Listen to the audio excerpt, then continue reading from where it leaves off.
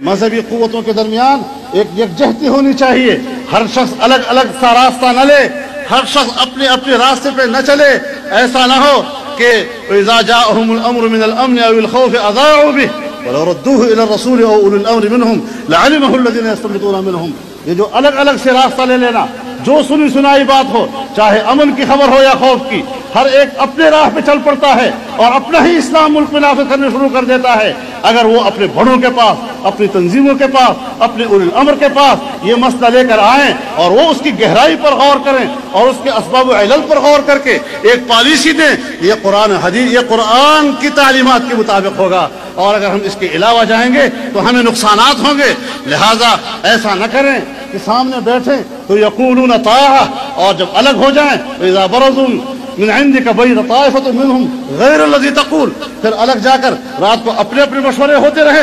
اس سے اجتماعیت ٹوٹ جاتی ہے, اس سے وحدت ٹوٹ جاتی ہے, اس سے جماعت کا تصور ٹوٹ جاتا ہے, اس سے فیصلوں کی وحدت ٹوٹ جاتی ہے, اس سے یکجہتی ٹوٹ جاتی ہے. لہذا ابھی بڑے موجود ہیں, ابھی تنظیمیں موجود ہیں, ان کے درمیان وحدت فکر موجود ہے, ان کے درمیان یکسانگی موجود ہے. ہم جہت میں تمام اپنے بھائیوں سے, اپنے دوستوں سے, اپنے ہم فکر لوگوں سے, اپنے ہم عقیدہ لوگوں سے, اپنے ہم مسلک لوگوں سے یہی التجا کروں گا کہ آئیے آپ ان مدارس اور ان دینی قوتوں کی پالیسیوں کی پیروی کریں اور اس طرح یکجہتی کا مظاہرہ کریں. انشاءاللہ العزیز اسلام کے سفر کو کسی کا باپ بھی نہیں روک سکتا. یہ سفر چلتا رہے گا, بڑھتا چلا جائے گا اور کامیابی سے ہمکنار ہوگا. ہمارے اکابر نے بھی بڑی انتظار کے بعد ایک جہت لی اور پھر رفتہ رفتہ کامیابیاں حاصل ہوتی رہی. چاہے پہلی دستور ساز اسمبلی میں ہو, چاہے سن 73 کے آئین میں ہو, چاہے اس کے اندر پھر ترامیم کی صورت میں ہو, چاہے اسلامی نظریاتی کونسل کی صورت میں ہو, چاہے آج مجلس عمل کی صورت میں کامیابی کی صورت میں ہو. یہ ہمارا وہ سفر ہے جو رفتہ رفتہ کامیابی سے ہمکنار ہو رہا ہے. اور قوم کی زندگی میں یہ 50 اور 60 سال کوئی بڑا لمبا عرصہ نہیں ہوا کرتا. قوموں پر بڑے وقت گزرے ہیں اس ہندوستان کی آزادی کے لیے. ہمارے اکابر نے 150 سال جدوجہد کی, انتظار کرتے رہے, مختلف طریقے اپنائے, مختلف حکمت عملیہ اپنائی, مختلف نہج اپنائے, لیکن منزل ایک تھی اور سفر برابر جاری تھا.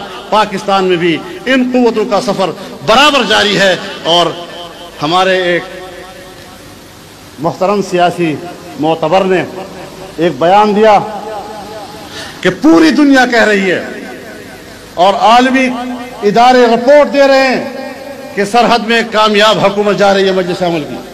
ہم بھی کہتے ہیں کہ ہاں کامیاب جا رہی ہے, لیکن اگر اب وہ ناکام ہو رہی ہے ہم سے شکایت نہ کرے, اپنے لوگ اس کو ناکام بنا رہے ہیں. اس بات کو سوچنا چاہیے. اپنے لوگ کیوں خراب کریں معاملے کو, صفوں کو کیوں بکھیریں. جتنی بھی انتہائی خوبصورت بات ہو جماعتوں کے سامنے رکھ لینی چاہیے. اجتماعیت ہوگا, مدارس کا معاملہ ہو یا اس کے علاوہ اسلام کا مطالبہ ہو, ہمیں ایک راہ پہ چلنا ہے. ہم ہمدردی رکھتے ہیں, ہم بات ہمدردی کی بنیاد پر کرتے ہیں, اعنات کی بنیاد پر نہیں کرتے. کیونکہ میرا ہاتھ اگر ٹوٹے گا میرے اپنے گلے میں پڑے گا. میں اپنا ہاتھ توڑ کر اپنے گلے میں نہیں لٹکانا چاہتا. یہ میرے ہاتھ ہیں, اگر ٹوٹیں گے تو ہمارے گلے میں پڑیں گے. ان ہاتھوں کو سالم رہنا چاہیے, اس کو اس جہت پر اپنی توانائیاں صرف کرنی چاہیے جس سمت پر ان کے اکابرین ان کو کہہ رہے ہیں, ان کو ہدایت